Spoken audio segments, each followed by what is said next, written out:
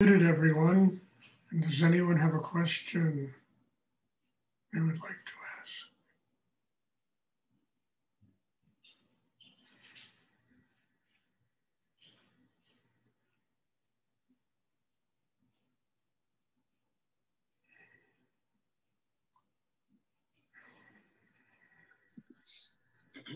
Stuart, Yes. nobody is talking, and I want to share something with you. Today I was grave to my mother's grave, and I felt so sadness. I just cried, and it was like it wasn't my sadness. Is it possible it was my mother? And now in meditation, I felt her love, and it was difficult to accept that. I had to open my heart and so much fight.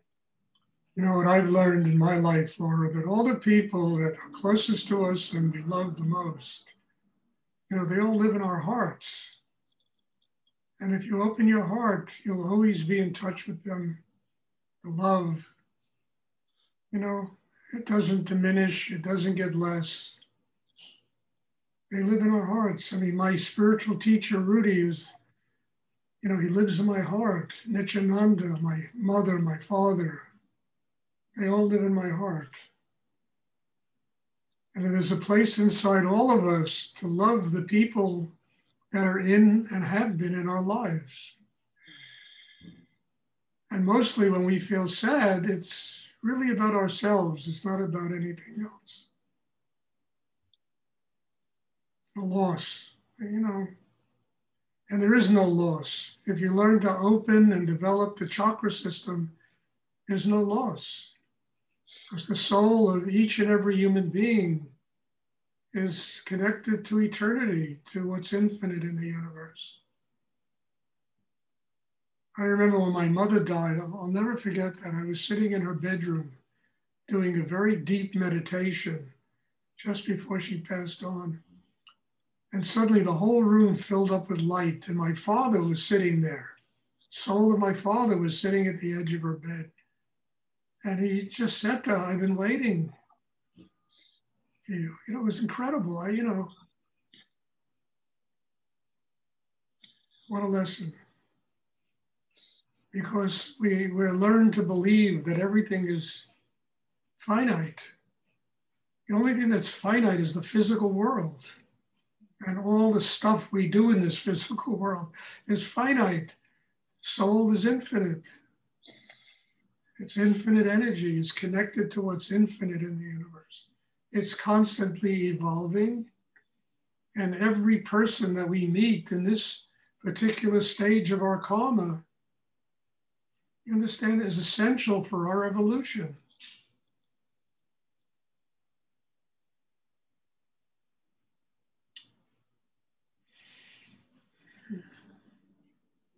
It's same thing. When my mother died, I was praying. I was praying very much because I'm Muslim, and I began to pray very late.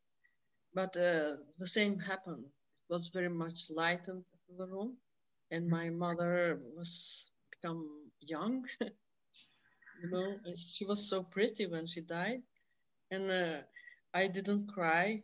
I was happy because she died very easily, and it was very interesting. Nothing to be unhappy about. I mean, basically people are going on vacation. And Yes. they have a certain period and they come back and they try to rebuild their karma and lives and get closer to God, So they go on the Tibetans believe it's a 40-day vacation in the Bardo realm.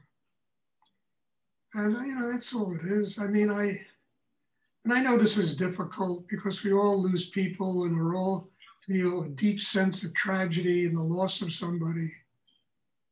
But there really is no loss. That person is evolving. They leave for a while and they come back. And it's a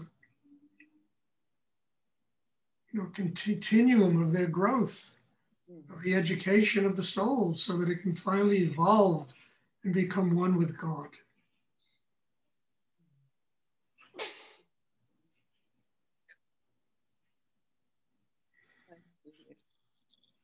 It's very relief to hear that. We have to learn. Don't be so sad and Well, scared. honestly, it's not only for you, for everybody. If you build your chakra system and develop a connection with infinite, there is no longer death. It's just life, eternal life. Life and death are just really, something we create in our brain. It's part of our thinking process, and we're conditioned to believe this. When somebody is born, we rejoice. But everybody that's born eventually leaves, So why shouldn't we rejoice when they leave? It's difficult because, people are close to us and there are all kinds of tragedies that take place in this life, I mean, my father died when I was 16 years old. And what did I know about any of this other than I could be honestly truthful about this, that my father's death was initially the first stages of me having a spiritual life.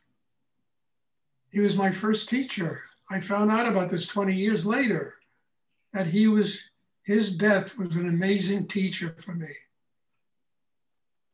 And there was a nurse who went down in the history of my life, there. She told me that to her understanding, just before people leave the planet Earth, they go into this state of very deep surrender, very deep peace and quiet. And my thought was, why did my father have to wait 49 years to find this 15 minutes before he left the planet? Why couldn't one find this in their everyday life and live that way? So in his own way, he became my first teacher, my father. Completely changed my life. I went from a very good basketball player who probably would have won scholarships to college and et cetera, to a hippie, a beatnik, a person searching in every conceivable religion for some glimpse of God. It was very difficult the next 9 years after my father died, until I met Rudy, who showed me the path, how I could do what I wanted to do. Not what I even wanted to do, I needed to do. It went beyond want. It was something so deeply embedded in my soul that I needed to do this. Otherwise, the whole world became a theater of the absurd. What's the reason to be living here?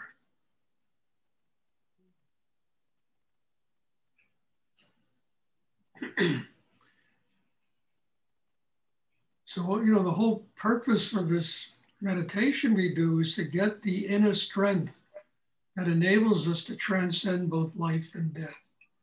And frankly, if a human being becomes happy in their lifetime, they don't dwell on depression, anxiety, their hearts are open. Understand? There is no more life and death. The whole secret is to make life something extraordinary, something wonderful, something sacred. And then life and death dissolve into one another. We have done our karma on the earth. We're free.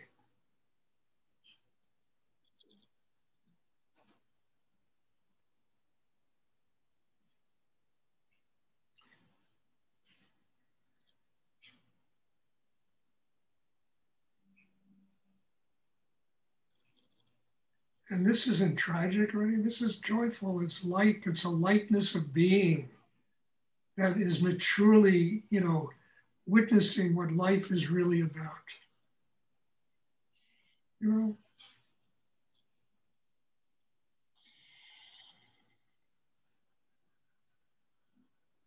Does anyone else have a question they would like to ask?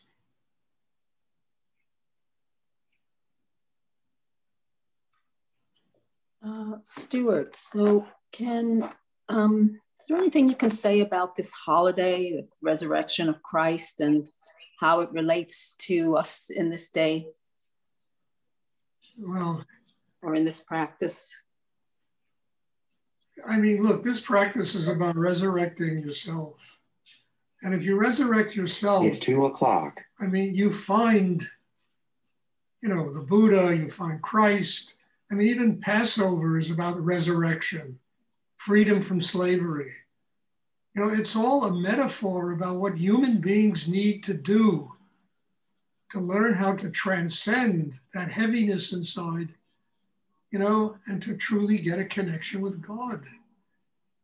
I mean, Christ lives in every human being, you know, Moses lives in every human being, the Buddha lives in every being, Muhammad lives in every human being.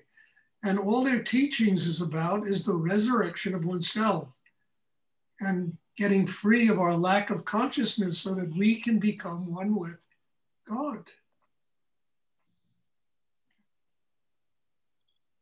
And it's all the same teachings in different formats that people create so much dogma around that it's silly, you know? Because what this meditation is about is the resurrection of self, transcending the heaviness, the insecurity, the problems, the things that keep us from being joyful and full of love and, you know, full of a connection with higher energy and spirit, and allowing that to run our lives instead of these lower energies. And I think that's what resurrection is to me. I don't know, you know, what do I know? I mean, really, it's simply, you know, getting free of Stuart. That's what resurrection is to me.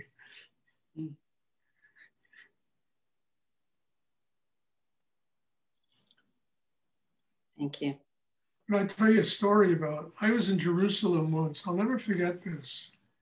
And this is a great story, you know, and I went to, I don't know if it was with Ellie. Yeah, I think with Ellie, we went to Bethlehem.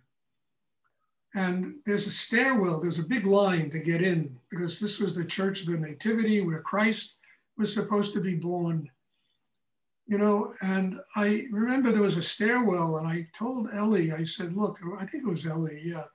Look, excuse me for a few minutes. I just want to see what's down that stairwell. Just hold the line because it was a huge line to get into this church. And I went down this stairwell and it was in some kind of catacomb, you know, down in the, you know, and I got down there and I suddenly felt a powerful energy that my knees buckled. I had to sit down. The energy was so strong. I had no idea where I was, but the power of the energy was extraordinary. So I sat down and I started to meditate. I had a really profound meditation, unbelievable.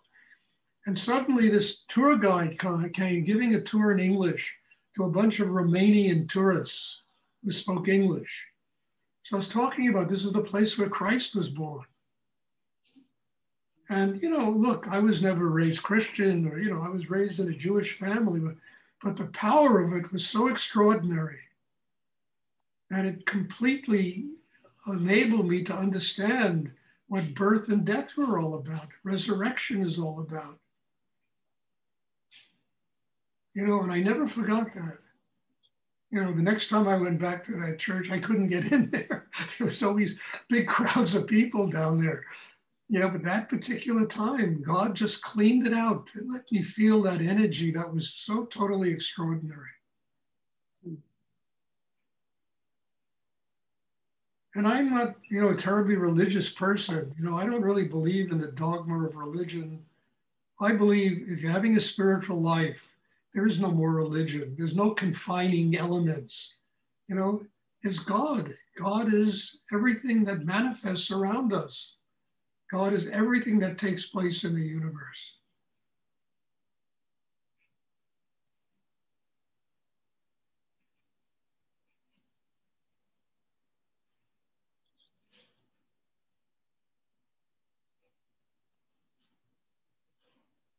And I had the same kind of, I mean, Jerusalem is an amazing place, I tell you, because I had the same kind of experience in the Dome on the Rock there with the Muslim religion, really profound. And I sat down to meditate and they tried to kick me out of the place. You're a white guy, you're not a Muslim, you shouldn't be sitting. I'll never forget that. I got up, I said, I meditated standing, you know? I didn't want to create any tension there. But it was amazing standing at that rock and what I experienced there was totally extraordinary. So my response to this Easter and Christmas and all of it, Ramadan and all these things, is that it's all about getting free of oneself. It's all about resurrecting the spirit inside us that transcends the heaviness, the unhappiness, and all the other stuff that exists inside us, so that we become one with God. We're here to learn that. That's why we come to the earth, to learn how to transform suffering into enlightenment. That's what we're doing on the earth.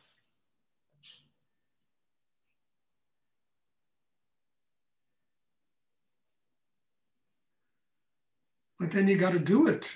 You understand? It's not just something that happens. That's our job, to do this. God's job is to provide all the wisdom and teaching. Our job is to do this, to make room for all that wisdom and teaching to live inside each and every one of us. And that doesn't come without resurrection, transcendence, transformation.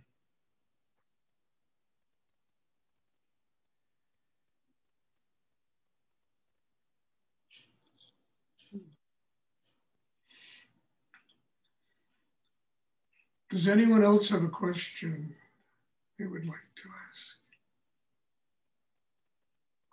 No, I didn't plan on talking about this today. I try to avoid religion, but this is more than religion. This is something more profound than religious dogma,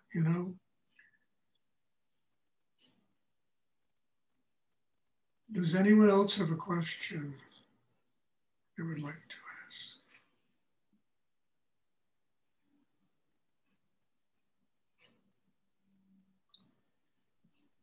Okay. Stuart? Yes. I want to say about religion. I was born in a communist land in Yugoslavia. We didn't learn about God or something else. And I began to pray when 10 years ago, after I divorced and everything. And meditate with Swami and different things. But I think I listen to my heart when what I can believe in the Muslim religion too. Absolutely. And I am open to meditate. I'll tell you another funny story, and then we'll finish for today. I've been in India at least 40 times. And 80% of the people I used to deal with in India were Muslims, especially in Mumbai. There's a huge Muslim community because they really control the kind of business I was in, and I used to have to deal with a lot of Muslims. And I had a very good friend of mine who I would visit every time I was in Mumbai. We did a lot of partnership business together. And he invited me to a brunch at his wife's parents' apartment. And these were relatively wealthy people, very wealthy people. I'll never forget, we did some things, we ran around Mumbai, and then we went to the brunch. And there must have been 20, 25 people in the apartment. And I walk in, and in the living room, there's 5 or 6 gentlemen, men, sitting there. I swear, they all look like Osama bin Laden to me. They're all dressed in the costumes with the beards and I said, oh my God, here's a Jewish guy from the Bronx coming into the middle of all this. They couldn't have been nicer. The only thing they asked me was about what I taught, what it was about, what can they learn from it, because I did healing work with their daughter. And, the doctors couldn't heal her of this thing and in 2 sessions with me, it all went away. And I was suddenly healing everybody in Mumbai. They're all calling me up to do healings. And anyway, they were all talking to me and asking. They couldn't have been nicer. They just couldn't have been nicer. And I sat down at the breakfast table, it was all on the floor with this huge pot that you ate with your hands. And they put the best pieces of everything in front of me. I mean, I don't get that treatment here in America. I mean, it was extraordinary. And there's a thing in the Muslim religion, a guest is God. Wow. And you have to treat them as God, Yes. And it was incredible. I mean, it really opened me so deeply. But when I first walked in to the living room, I started to laugh. I said, they all look like Osama bin Laden. You know, they were dressed, you know, the same pictures I ever saw of him, with the beards and the whole thing. And suddenly this thing opened up. That was like a miracle. That was so wonderful. And when I pray, it's the miracle too. I am, yes. And after the meditation, if I pray, I can see light, and it's beautiful. Okay, dear. So does anyone else have a question they would like to ask? Okay, then if there are no more questions, God bless you all. And there'll be a class on Tuesday. I'm looking forward to seeing everybody, and bless you. Thank you. God bless you too. Thank you. Thank you. Have a good one. Thank you. Thank you. You're welcome.